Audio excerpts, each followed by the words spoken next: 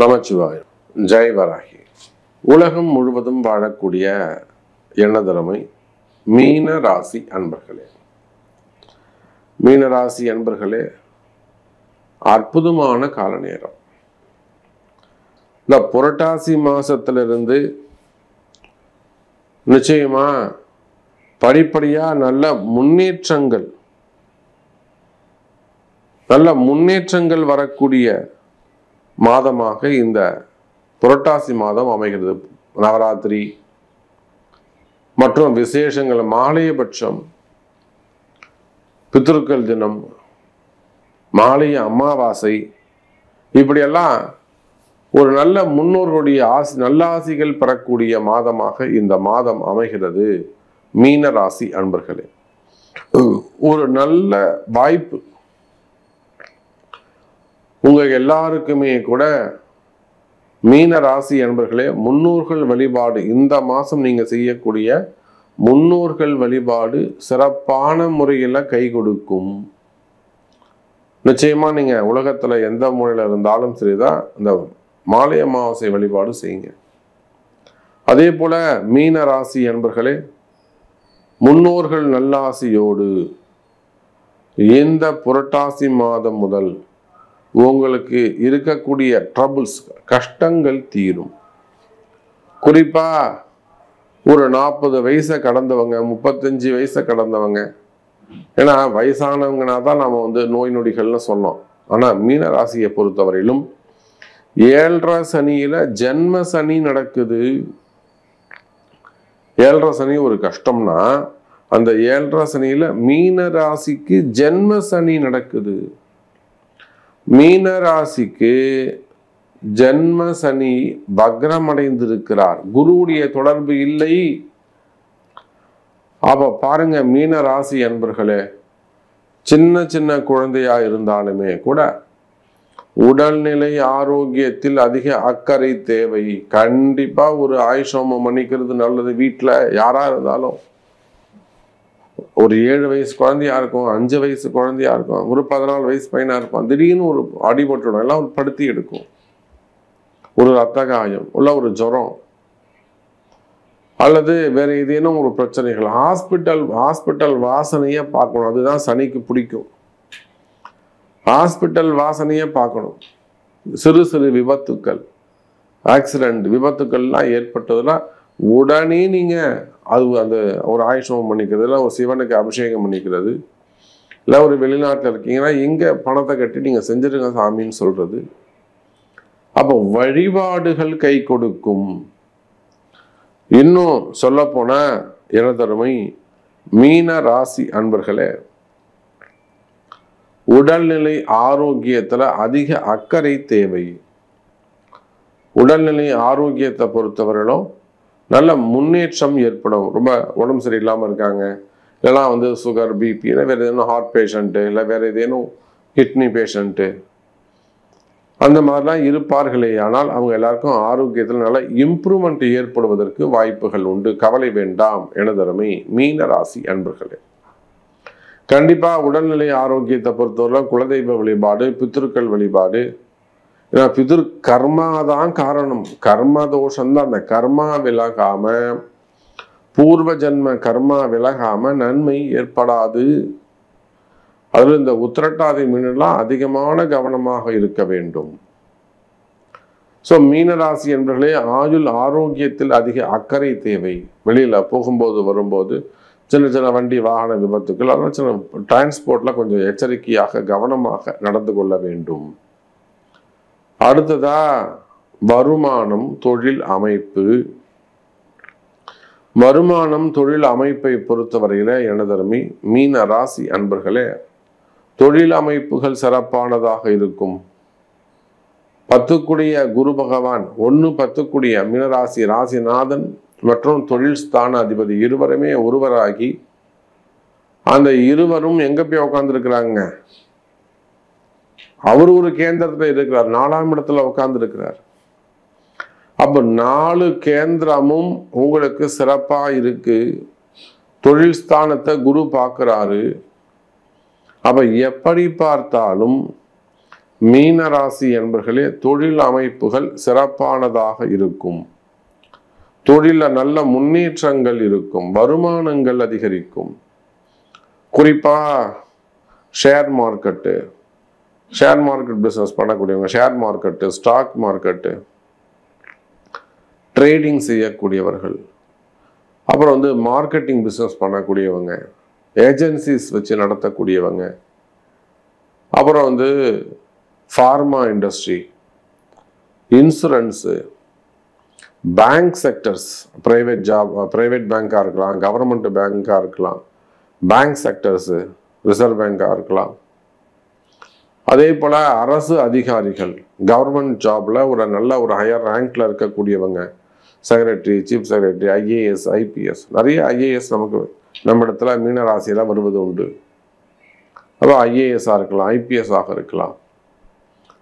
அரசியல் நண்பர்கள், அரசியலில் ஈடுபட்டு இருக்கக்கூடியவர்கள், ஹாஸ்பிட்டல்ஸ் வச்சு நடத்தக்கூடியவங்க, ஆடிட்டர்ஸ், டாக்டர்ஸ்,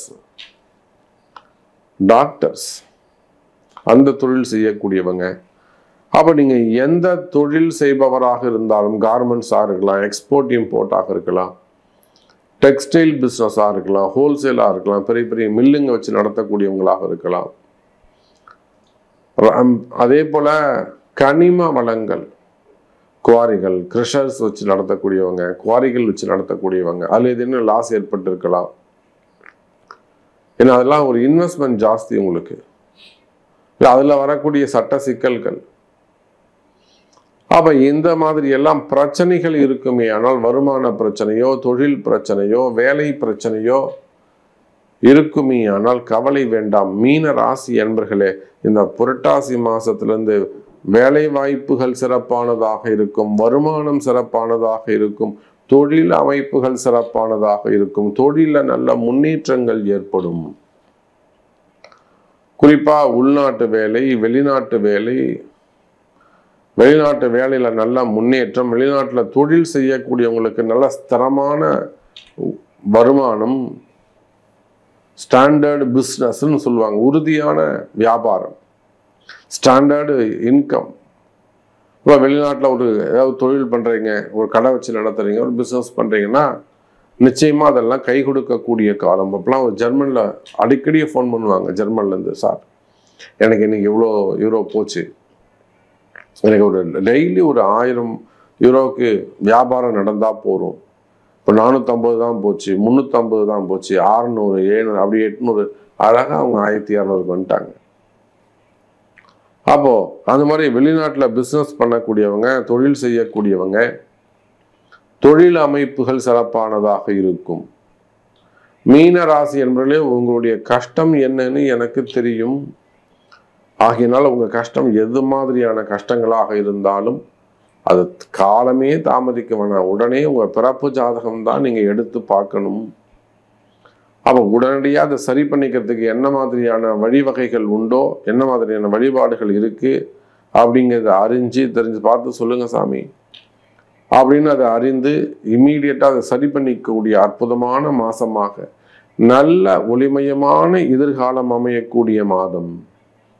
வருமானம் சிறப்பாக இருக்கும், வேலை வாய்ப்புகள் சிறப்பானதாக இருக்கும், வேலையில நல்ல முன்னேற்றங்கள் இருக்கும், தொழில் அமைப்புகள் சிறப்பானதாக இருக்கும், குலதெய்வ ஆசீர்வாதங்கள் கிடைக்கும். இன்னும் சொல்ல போனா உலகம் முழுவதும் வாழக்கூடிய மீன ராசி அன்பர்களே, அற்புதமான கால நேரம். மெயினா தொழில் ஸ்தானத்தை குரு பார்க்கிறார். 10ஆம் இடத்தை 10ஆம் அதிபதி தள்ளி நின்று கேந்திரத்துல நின்று பார்க்கிறார். இதை விட ஒரு சிறப்பு என்ன இருக்கு? கடன் சுமைகள், கடன் பிரச்சனைகள் கண்டிப்பா குறையும், அடைக்க முடியும். சேலஞ்ச் பண்ணுங்க, கடன் சுமைகள் குறையும். அதே போல திருமண யோகங்கள் கைகூடும்.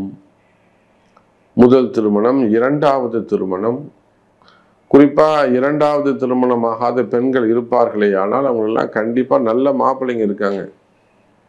நீங்க மனம் தலை வணங்கி கணவனா ஏத்துண்டு வாழ தயாரா இருக்கணும், அவ்வளவுதான். நல்ல அற்புதமான குணம் படைச்ச மாப்பிள்ளைங்களா இருக்காங்க. ஏழை பெண்கள் இருப்பார்களே ஆனால், இரண்டாவது திருமணம் ஏழை பெண்கள் இருப்பார்களே ஆனால், காலம்புறா வச்சு காப்பாத்துறதுக்கு நல்ல நல்ல மாப்பிள்ளெல்லாம், குணமான மாப்பிள்ளெல்லாம் கிடைக்கிறதுக்கான வாய்ப்புகள் உங்களுக்கு உண்டு. அப்ப முதல் திருமணம், இரண்டாவது திருமணம், தடைப்பட்ட திருமணம், காதல் திருமணங்கள், திருமண யோகங்கள் கைகூடும். அதே போலத்தான் குழந்தை பாக்கியம். திருமணமாகி ரொம்ப நாள் ஆகுது சாமி, இன்னும் கூட குழந்தை பிறக்கல. அப்ப நீங்க எப்படி இயற்கையா இருக்குமா, ட்ரீட்மெண்டா இருக்குமா, இதெல்லாம் கூட உங்க ஜாதகத்துல சொல்ல முடியும். குழந்தை பாக்கியம் உருவாகும். ஸோ எப்படி பார்த்தாலும் மீன ராசிக்கு இந்த புரட்டாசி மாதம் நல்ல மாதமாக அமைகிறது என்பதை சொல்லிக்கொண்டு மீண்டும் ஒரு அற்புதமான பதிவில் சந்திக்கிறேன். நன்றி. நமச்சிவாயம். ஜெய் வாராகி.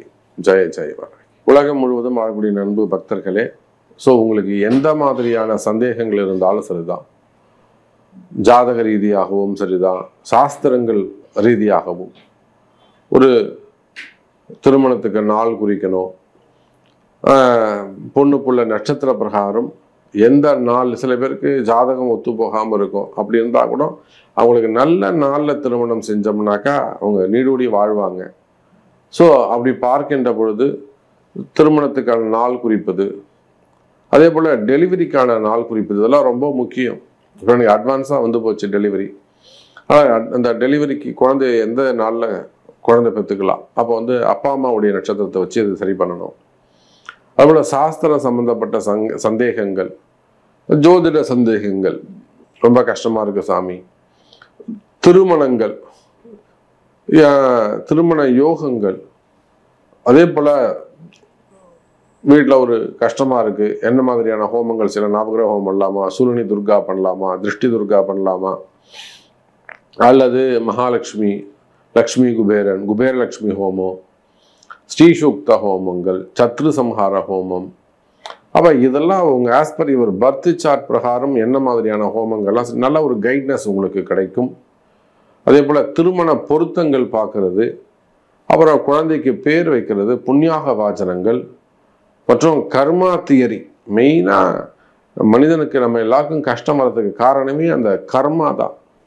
அந்த கர்மா தியரியில் உங்களுக்கு ஏதேனும் சந்தேகங்கள் இருக்குமே ஆனாலும், அல்லது ஒரு நல்ல கைராசியான முறையில் ஒரு கல்யாணம் பண்ணி வைக்கணும், ஒரு வீடு கிரகப்பிரவேசம் பண்ணணும், ஒரு கம்பெனி ஓப்பன் பண்ணணும், இல்லை நல்ல கம்பெனி நல்லா ஓடிக்கிட்டு இருக்கு, அது கொஞ்சம் ரன் பண்ணுறதுக்கு, பூஸ்டப் பண்ணுறதுக்கு இன்னொரு நல்ல கைராசியாக செஞ்சு கொடுங்க சாமி அப்படின்னா, உங்களுடைய எல்லா சந்தேகங்களுக்கும் கைராசியான முறையில் உலகம் முழுவதும் வந்து உங்களுக்கு செஞ்சு கொடுக்க முடியும் என்பதை சொல்லிக்கொண்டு, உங்களுக்கு எந்த மாதிரியான கேள்விகள் இருந்தாலும் தொடர்பு கொள்ளுங்கள் என்பதையும் தெரிவித்துக்கொண்டு மீண்டும் வேறொரு அற்புதமான பதிவில் உங்களை சந்திக்கிறேன். நன்றி. நமச்சிவாயம். ஜெய் வாராகி. ஜெய் ஜெய் வாராகி.